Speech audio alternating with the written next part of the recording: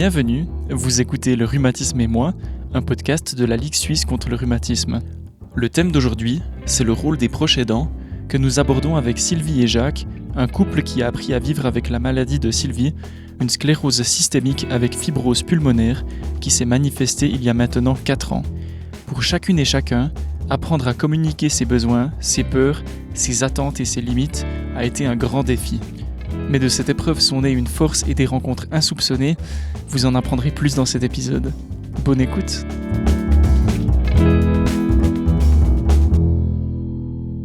Alors bonjour Sylvie, bonjour Jacques. Merci beaucoup d'être avec nous aujourd'hui pour cette interview. Comment allez-vous ? Bonjour. Oui, écoutez, ça va. Tout doucement, un jour après l'autre. Mais dans l'ensemble, ça va. En ce moment, c'est assez stable. Moi, je vais assez bien. J'ai une période nouveau où je suis bien parce que j'ai quand même vécu aussi de mon côté quelques petits problèmes de santé qui sont maintenant, j'espère, derrière.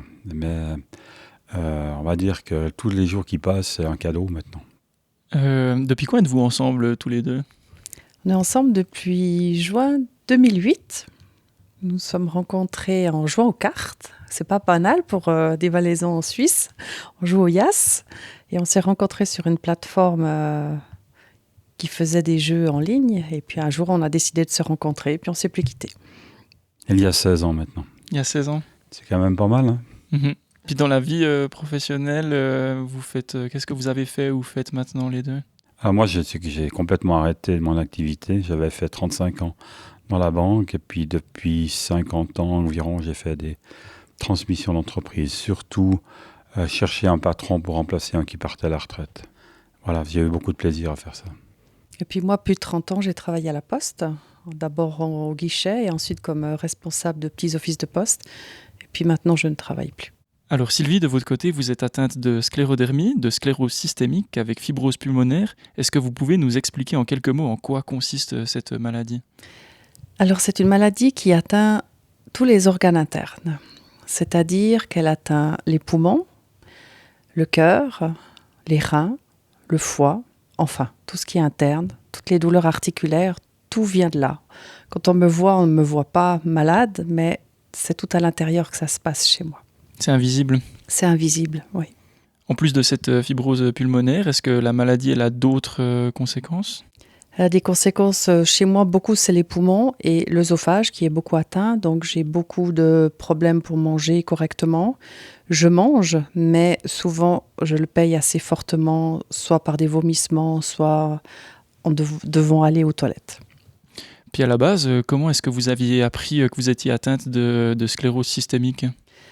Alors mon parcours il est un peu atypique parce qu'au début on m'a diagnostiqué une fibrose pulmonaire idiopathique parce que je toussais beaucoup.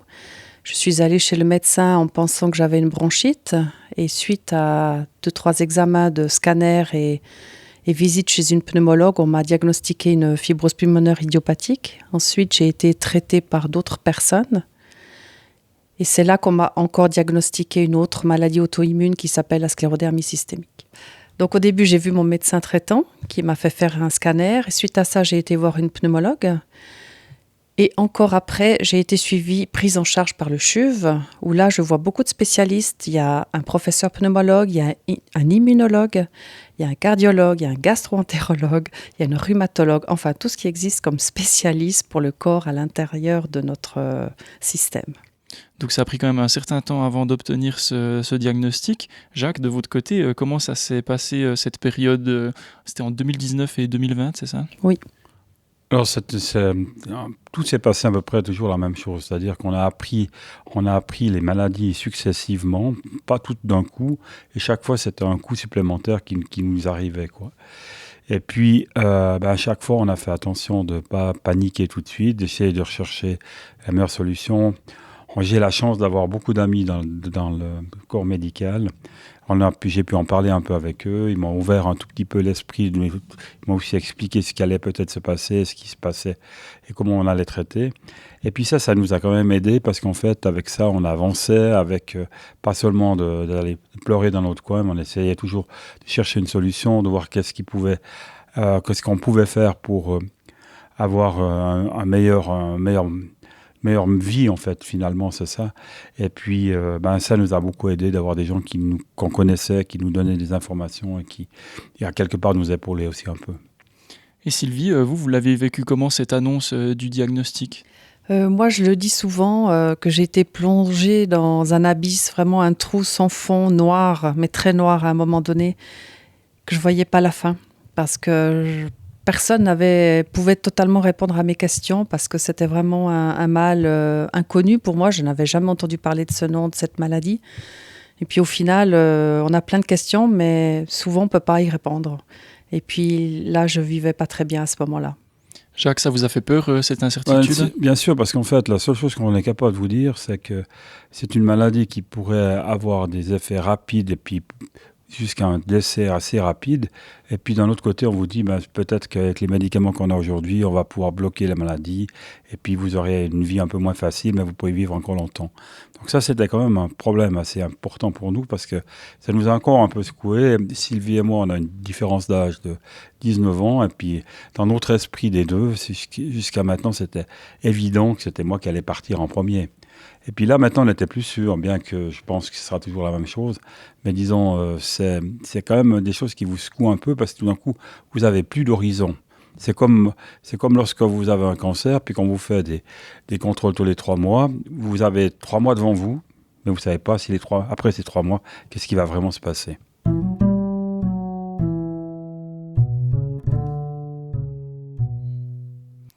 Jacques, comment est-ce que vous avez pu soutenir Sylvie dans cette période au début ? Alors, ce que je pense qu'il faut qu'il reste, ce que je dis, c'est que les gens qui accompagnent des personnes malades, il faut qu'ils soient très calmes et qu'ils soient présents. Présent, c'est pas une fois par jour, 10 minutes pour venir voir si ça se passe bien, c'est d'être là, toujours proche et puis disponible. Et cette disponibilité, elle est super importante, parce que dans la maladie, il y a des hauts et des bas, et des moments, c'est pas facile. Et puis là, vous devez être présent, et vous devez aussi être présent quand tout va bien, pour être le partenaire aussi avec qui vous avez plaisir à faire quelque chose. Donc je pense qu'il faut avoir, c'est de la disponibilité, et puis surtout ne pas paniquer, et puis y aller les choses de manière très calme. J'ai vraiment beaucoup de chance avec mon mari, parce qu'il fait énormément de choses à la maison déjà. C'est un très, très grand cuisinier, donc je mange très bien. Et puis surtout, il m'aide vraiment dans mes tâches quotidiennes, quand je ne peux pas toujours tout faire ce que je peux. Puis il faut aussi savoir qu'il y a des matins où je ne me lève pas du lit, donc il est là tout le temps. Il vient voir dans la chambre si tout va bien, il m'amène quelque chose à boire ou à manger. Puis c'est pas toujours facile quand on n'est pas bien, parce qu'on ne veut pas donner du souci à l'autre. Mais on ne le fait pas exprès, la maladie elle est là, et puis il y a des jours où c'est mieux que d'autres. Il y a une mauvaise période que j'ai été mise sous cortisone avec une très haute dose, et je me levais vraiment pas du lit. Il devait même m'accompagner sur les toilettes. Vraiment, j'étais en mode zombie, et c'était pas facile pour moi d'être comme ça, mais je pense que ça n'a pas dû être facile pour lui non plus de me voir comme ça. Moi, ce que je dis aussi souvent, c'est pour soutenir quelqu'un qui est malade, il faut être présent. Il faut être là. Vous ne pouvez pas faire ça à distance. Vous devez être là. Et je crois que c'est important d'avoir cette vie qui a changé pour nous, mais qui est très agréable, je vous dis quand même, parce qu'on a un peu plus de loisirs, on a un peu plus de temps libre. On n'a pas besoin de se lever à 6h30 le matin, sauf de temps en temps, mais disons, on a la capacité de regarder un deuxième film à 10h le soir, si on veut. Il y a beaucoup de choses sympas. Mais je répète, soutenir, c'est être présent. Ça demande du temps aussi, alors ? Oui, mais bon, on a tout ce qu'on veut maintenant. Avec la retraite, un peu plus ? C'est ça. Comment est-ce que vous êtes renseigné sur la maladie au début, Jacques ? Bon, moi, comme je vous ai dit, je connais beaucoup de monde dans le domaine, dans le corps médical, et puis j'ai eu quelques entretiens assez clairs sur qu'est-ce qu'était la maladie, comment elle pouvait évoluer. Et puis on a aussi eu la chance, par ce biais-là, d'avoir des gens qui sont proches de nous, qui nous ont aidés à trouver peut-être les bonnes personnes, et puis d'avoir les bons rendez-vous. Ça, on dit quand même, on a la chance d'être suivi au CHUV, c'est un hôpital public, on n'a pas besoin d'être dans une clinique privée, mais on a des compétences, à mon avis, qui sont extraordinaires. Sylvie, est-ce que vous invitiez Jacques à vos rendez-vous chez le ou la rhumatologue ? Oui, vraiment, il m'accompagne tout le temps. dans la mesure du possible, sauf s'il a un autre rendez-vous qu'il peut vraiment pas déplacer. Mais il est tout le temps présent, il est tout le temps là, y compris chez mon médecin traitant, partout, chez la rhumatologue, la pneumologue, le pneumologue, le cardiologue, tout le temps, il est tout le temps là. C'est aussi important d'avoir une autre personne qui écoute ce qu'on a à vous dire, parce que quand je me rappelle au tout début, la première fois qu'on nous a annoncé ça, il a capté d'autres choses que moi, j'ai pas beaucoup capté, ou inversement. Et puis, en fait, après, on a discuté ensemble en rentrant dans la voiture et on a pu mettre à côté certains mots que peut-être toute seule, je l'aurais pas eu, parce qu'il y a eu le choc. Et finalement, c'est bien d'être accompagné tout le temps. Il y a une chose qu'on n'a pas dite pour l'instant, c'est que si vous vous enfermez, vous, à la maison, dans votre maladie, dans votre lit, dans votre chambre, c'est que vous allez perdre vos amis, parce que vous n'allez plus les voir. Alors, ce qu'il faut faire, c'est quand même, nous, on fait le contraire. C'est-à-dire, on essaie de voir le maximum de monde, et puis de garder un contact important avec plein d'amis qu'on a. Sylvie, elle, c'est elle-même la championne du monde, toute catégorie, parce qu'elle a encore des contacts avec ses anciens collègues et qu'elle voit très rapidement. Donc, si vous voulez atteindre Sylvie, c'est très difficile parce que son agenda est très pris. Non, ce qui veut dire, c'est que j'entretiens toujours mes ex-collègues pour de temps en temps aller boire un petit café, mais ça me fait du bien aussi de les voir, de sortir de mon contexte de la maison, de mon mari, que j'adore, mais ça fait aussi du bien d'avoir d'autres personnes aussi autour de soi. Si vous voulez, la maladie, ça ne doit pas vous empêcher d'avoir une vie sociale. Maintenant, quand on est un peu plus âgé, on peut aller voir le film au cinéma de la séance de l'après-midi. Mais on a quand même envie d'aller le voir, de voir du monde et puis de rester au courant de tout ce qui se passe. Donc c'est aussi un défi de ne pas subir tous ces changements qu'implique la maladie. Mais peut-être vous, dans votre quotidien, est-ce qu'il y a des choses qui ont changé drastiquement à partir de 2020 Alors, c'est sûr qu'avec la maladie, je suis très très vite essoufflée, je suis beaucoup fatiguée. Donc, c'est sûr que dans mon quotidien, ce que je passais l'aspirateur avant en 5 minutes, maintenant, je vais le faire en une demi-heure, et par pause, par arrêt, à reprendre son souffle et tout est conditionné par rapport à mon souffle et ma fatigue et mes douleurs.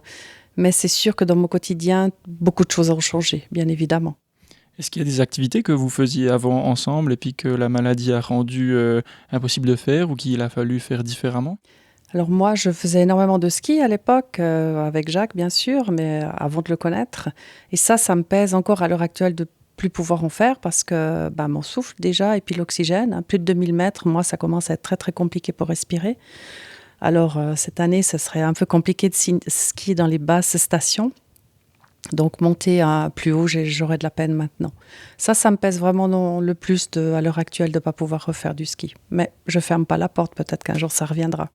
Vous avez découvert d'autres activités entre-temps ? Elle est devenue écrivaine, c'est une première chose. Et puis surtout, ce qui a un peu changé, c'est cette relation extraordinaire qu'on a avec nos amis canadiens. Voilà. Donc on se voit très régulièrement. Et puis on a un contact, on va dire, journalier. Parce qu'on a parlé de relations amicales, mais je crois que vous avez une relation particulière avec une personne qui a vécu la même chose que vous, dont vous pouvez peut-être me parler ici. Oui, alors dès que j'ai été diagnostiquée, donc en 2020, j'ai commencé à vouloir trouver des réponses à mes questions que mon mari ne pouvait pas répondre parce qu'il est tout le temps là, mais il n'a pas toutes les réponses. Puis les médecins, on pose leurs questions, mais ils sont médecins, ils étudient, mais ils ne ressentent pas. Et je me suis mis sur un groupe Facebook que les personnes ont la même maladie que moi. Et pourquoi j'ai écrit à Chantal et pas à une autre personne, je saurais vous expliquer. Je l'ai relancée à 2 reprises. La première fois, elle ne m'a pas répondu et la deuxième, elle m'a répondu. Et depuis, c'est vrai que tous les jours, on se parle, que ce soit par écrit, par Messenger, par téléphone. Ils sont venus nous voir. On était en pleine période Covid en 2020, donc c'était compliqué. Dès qu'ils ont pu... La Suisse a d'abord ouvert les frontières aux étrangers, donc ils sont d'abord venus, eux, une semaine. Et ensuite, nous avons été là-bas. Ils sont revenus, on est retournés assez régulièrement. On va au Canada et ils viennent ici en Suisse. C'est vraiment, plus qu'une amie, pour moi, c'est vraiment devenu une sœur de cœur. Même ma famille la considère comme de notre famille. Et c'est très important. Et c'est suite à ça que j'ai voulu écrire un livre qui raconte cette histoire. Donc d'abord la maladie, mais cette rencontre fabuleuse que j'ai eue avec Chantal. Qu'est-ce que ça a fait de pouvoir parler avec quelqu'un qui vivait la même chose que vous ? Nous, on se comprend en fait. Quand je lui dis que j'ai tel et tel mot à l'intérieur de mon corps, elle le sait parce qu'elle vit la même chose que moi, à un degré certes différent, parce qu'on n'a pas tous les mêmes mots en même temps, mais elle le comprend et elle le vit à l'intérieur. Donc, elle sait combien ça fait mal à l'intérieur de soi. Je crois qu'aussi, ce qu'il faut dire, c'est qu'en ayant un contact avec une personne qui a la même maladie que vous pouvez vous décharger des soucis, des problèmes, des questions que vous avez sur l'autre personne qui a la même chose. Il n'y a pas une relation de quelqu'un qui est malade par rapport à quelqu'un qui est un médecin ou qui veut essayer de vous soigner. Vous avez deux malades ensemble qui parlent de la même chose. Ça, c'est vraiment important parce que puis ça a fait surtout que le lien est devenu très proche. Est-ce que les jours où vous n'alliez vraiment pas bien, ça a simplifié les choses pour vous de pouvoir la voir en ligne depuis chez vous ? Oui, à l'heure actuelle, avec les nouveaux moyens de communication qu'on a, c'est formidable. On peut même se voir à distance, en visio. Donc, on prend son téléphone, on fait FaceTime, et puis elle est là, à côté de moi, presque dans le lit, si on veut dire. Les jours où je suis pas bien, ou que je suis dehors, puis que je lui montre déjà l'avancée de la pousse des fleurs, que chez elle, c'est encore recouvert de 20 cm de neige ou de glace. C'est sûr que ça change. Il n'y a qu'une chose qui est embêtante, c'est le décalage horaire, hein. On a 6 heures de plus, mais bon, on s'est vite habitué. Puis si on ne dort pas à minuit ou 1h du matin, on peut toujours lui écrire. Elle va répondre, passer dans l'après-midi. Et puis vraiment, c'est vraiment incroyable cette amitié, même plus que de l'amitié que j'ai pour Chantal. Oui. Vraiment, elle m'a ouverte vraiment plein de choses. Ce qu'il y a aussi d'intéressant dans cette rencontre, c'est que Chantal est aussi mariée avec un mari qui est très attentionné et qui fait beaucoup aussi pour elle. Et puis, en plus de ça, c'est que il s'appelle Jean-François et moi, on a une complicité, ou comment on va dire ça, une amitié un peu assez forte qui fait qu'on est capable de se parler de choses et de faire des commentaires sur les posologies de médicaments qu'elles doivent prendre. Donc, vous voyez à quel point. Et lui, il a aussi l'habitude de voir beaucoup de monde, de grandes équipes, puis il est DRH et il gère 6000 personnes, donc on a quelqu'un en face qui a l'habitude des problèmes. Mais c'est juste génial, hein, parce qu'on a aussi une connexion qui est très proche. Parce que vous, en tant que proche aidant, aussi, ça valait la peine. Oui. C'était intéressant pour vous d'échanger aussi avec quelqu'un qui vivait ça ? Tout à fait. Ça vous a aidé Oui, parce que souvent, on parle de la maladie, les deux ensemble, sans que les filles soient là. Et puis, on a plaisir à avoir un peu d'activité entre nous qui peuvent se réaliser à notre niveau. Voilà. Alors, comment il s'appelle le livre et quel message vous vouliez faire passer à travers ce livre ? Alors le livre, il s'appelle Sœurs de cœur, que je vous le présente ici, une amitié qui défie la maladie. C'est un livre que j'ai écrit avec l'aide de Georges Pop, que je pense vos auditeurs connaîtront sûrement. Parce qu'on ne s'invente pas écrivain du jour au lendemain, donc on a vraiment collaboré tous les deux pour écrire ce livre. Et puis c'est vraiment un livre témoignage, hein, donc on ne parle pas de roman. Donc bien sûr, il y a mon histoire, mais c'est surtout l'histoire que j'ai avec Chantal et cette rencontre qu'on a eue toutes les deux, que j'ai voulu le mettre dans le livre, parce que c'est ça qui est important pour moi. C'est le message que je veux délivrer derrière, c'est qu'il ne faut pas rester seul dans son coin, à se morfondre dans son lit quand on est malade, peu importe finalement la maladie. Mais finalement, avec les moyens qu'on a actuellement avec Internet, on arrive à trouver des gens à l'autre bout du monde, mais qui ont la même chose que soi et finalement, on arrive bien à se comprendre. Et c'était ça que j'avais envie de raconter. Quand vous avez cette maladie, vous avez pratiquement plus d'immunité. Et, par exemple, maintenant, on va changer de médicament. Je ne vous donne pas de nom non plus, mais changer de médicament dans un médicament qui va remplacer un autre et qui aura en plus la capacité de soulager un tout petit peu les problèmes d'articulation. Mais pour faire ça, vous devez faire tous les vaccins qui existent au monde avant. Et puis ça donne une période assez compliquée. Parce que ce n'est pas facile de vivre avec des vaccins, surtout quand vous n'avez pratiquement pas d'immunité. Et puis que vous pouvez développer très rapidement la maladie qui est protégée par le vaccin. C'est ça. Maintenant, on a une période un peu compliquée. Il faut faire tous ces vaccins tous les 15 jours. Mais voilà. Puis après, ce qu'on ne vous a pas dit, c'est que c'est arrivé quand même pendant le Covid. Et je ne vous explique pas quels étaient pour nous les problèmes. On a dû vivre 2 fois avec des chambres séparées, on va dire comme ça. Oui, parce que toi, tu avais un risque, oui. Ouais. Et puis, moi, je croisais quand même du monde. Enfin, on voulait pas prendre le risque que Sylvie se fasse infecter par le Covid. Donc, on a eu des confinements un peu compliqués. S'est fait livrer même de la nourriture à la maison. Donc, on n'a pas bougé pendant assez longtemps. Nous, on sait ce que c'est. Mhm. C'est sûr que c'est difficile de vivre avec une maladie auto-immune parce qu'on doit vraiment se protéger de tout. On peut pas se permettre d'attraper un seul virus parce que là, ça attaque notre système et il est déjà à zéro, mon système immunitaire. Donc, même une simple grippe chez moi, c'est vite compliqué, quoi. Donc, du coup, là, on est en train de vouloir me changer de traitement. Ben, il faut supporter les autres effets et puis il faut faire des vaccins en plus et en plus et en plus parce que mon système immunitaire, il est à zéro. Donc, on essaye de le booster. Et puis, bien sûr, on évite le plus possible. Donc, on continue de garder le masque. Et ça, des fois, je dois dire que le regard des gens, il n'est pas bienveillant toujours. Des fois, je ne le vis pas toujours bien. Mais je suis presque contente d'avoir le masque pour leur tirer la langue à personne qui ne me voit pas. Oui. Mais au final, je me dis que je suis protégée derrière mon masque et je suis contente de l'avoir finalement. Vous me disiez avant, qu'est-ce qui a changé avec la maladie? Mais ça, c'est un effet. Vous ne pouvez pas aller faire le carnaval ou les brandons de Payerne parce qu'il y a trop de monde et puis c'est trop dangereux. Donc nous, quand on voit des foules, pour nous, ça nous fait un peu... C'est dangereux, donc ça fait peur. Donc on doit vivre un tout petit peu, pas caché, loin de là. On peut quand même vivre au milieu des gens. Mais disons, s'il y a trop d'une agglomération de personnes, on ne va pas. C'est pour ça que je garde tout le temps le masque, même si je vois qu'on va au cinéma, on essaye de choisir les séances où il y a le moins de personnes.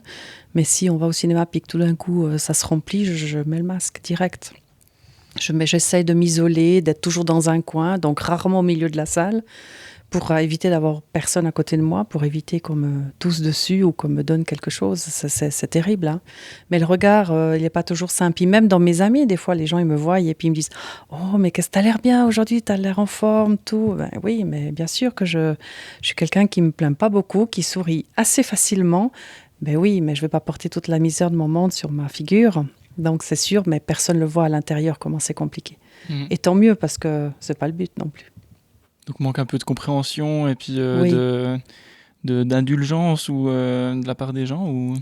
Pas tellement de manque de compréhension parce que c'est pas marqué sur mon front que finalement je suis malade. Les gens qui me connaissent vraiment, ils le savent. Mais je me balade là dans la rue, vous prenez 10 personnes, il n'y en a pas une qui va vous trouver que j'ai l'air malade. Même vous, je pense que vous êtes en train de vous dire, mais qu'est-ce qu'elle fait celle-ci en face de moi? Elle n'a pas l'air malade, mais c'est normal parce que vous me voyez comme ça, souriante et un peu la peau tannée par le soleil valaisan. Mais autrement, c'est sûr que l'intérieur de mon corps, il est pas en bon état. Voilà, mais ça, c'est comme ça.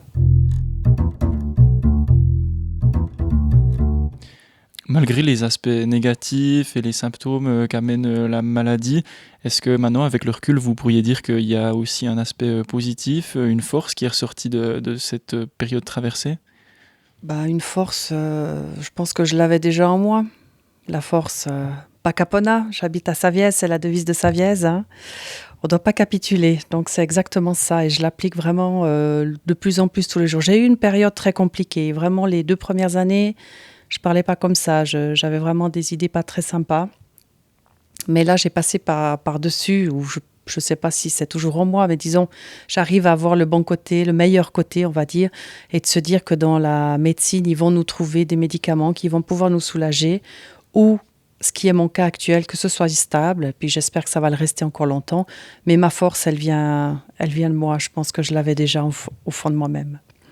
Moi, je pense que ce qui m'a beaucoup marqué, je savais que les gens qui travaillaient dans des hôpitaux tels que le CHUV étaient des gens extraordinaires, mais je ne pensais pas que c'était aussi... Ces gens étaient aussi... travailleurs qui sont prêts à faire de la recherche, s'investir, qui sont aussi proches de leurs patients, à l'écoute d'eux. Moi, on a fait beaucoup d'entretiens avec le collège de ces professeurs. C'est juste incroyable qu'ils sont proches de leurs malades et la capacité qu'ils ont à être gentils avec eux et puis de les rassurer, de avoir un entretien très positif. Donc moi, ça m'a beaucoup marqué. Je trouve que chaque fois qu'on va, il y a ce côté positif où on se dit, mais qu'est-ce qu'ils sont gentils, ces professeurs avec nous, quoi. Ils nous prennent en charge. Et ça a changé un peu par rapport à moi. Je pensais que c'était souvent des profs qui sont à l'Uni, puis qui ils vivent dans leur tour d'argent, là. Puis finalement, non, c'est pas vrai. Ils sont très proches de tout le monde. Et en tout cas, pour nous, ils ont été fantastiques. Voilà. Donc vous avez été proche du personnel de santé, mais est-ce qu'il y a peut-être des associations, des structures ou d'autres personnes qui vous ont aidé dans toutes ces étapes ? Moi, beaucoup, on m'a aidé avec l'association suisse de la sclérodermie, qui est spécifique vraiment pour la Suisse romande. On a une personne de référente et elle est vraiment extraordinaire. Elle est même venue à la maison parce que, encore une fois, on se pose plein de questions et on ne connaît pas les réponses. Et elle est venue, elle s'est proposée un dimanche. Elle est venue, elle et son mari. Elle m'a écoutée, elle m'a beaucoup renseignée, elle m'a dirigée vers l'association. Et je dois dire que ce sont vraiment des gens mais extraordinaires. Elle est aussi atteinte elle-même par la sclérodermie, hein. Et c'est vraiment des gens extraordinaires. Après, j'ai l'autre association à Sion qui s'appelle Maraval, donc Maladie Rare Valais, qui est vraiment incroyable. C'est la toute première personne à qui j'avais appelé parce que je ne savais pas qui appeler. Et après, j'ai eu l'association de la sclérodermie. Mais ce sont vraiment des gens qui travaillent dans des associations qui sont vraiment extraordinaires. On peut vraiment bien discuter. Peut-être pour terminer cette discussion, est-ce que vous vouliez passer un message particulier à d'autres personnes qui seraient concernées par une maladie rare ou par un rhumatisme en général ? Je pense qu'il faut être bien entouré. J'ai beaucoup de chance en ayant mon mari auprès de moi, mais j'ai aussi ma maman, ma sœur qui sont très très présentes. Et puis bien sûr, la cerise sur le gâteau, c'est Chantal, c'est cette rencontre incroyable que j'ai eue. Je pense qu'il ne faut pas rester seul avec toutes ces histoires, ces problèmes de santé qu'on a. Parce qu'au final, quand on est tout seul, là, on sombre très vite. Je pense qu'on n'est peut-être pas tous bien entourés comme je le suis. J'ai peut-être cette chance. Mais maintenant, avec les moyens d'Internet, on a la possibilité de rencontrer d'autres personnes. Et puis, je trouve que c'est important, ça. Merci d'avoir écouté ce 10e épisode du podcast Le rhumatisme et moi, de la Ligue suisse contre le rhumatisme. Si vous souhaitez commander le livre de Sylvie, Sœur de cœur, elle répond à vos demandes par email à l'adresse sissi-ch@bluin.ch, donc SYSY-ch. Nous nous retrouvons dans 2 mois pour le prochain épisode, mais d'ici là, si vous pensez que votre histoire peut aider d'autres personnes vivant avec des rhumatismes et que vous voulez témoigner dans ce podcast, écrivez-nous à info@rheumaliga.ch, nous nous réjouissons de vous lire. Et si ce podcast vous a plu, vous pouvez nous soutenir en laissant une note sur Spotify ou sur les autres plateformes d'écoute.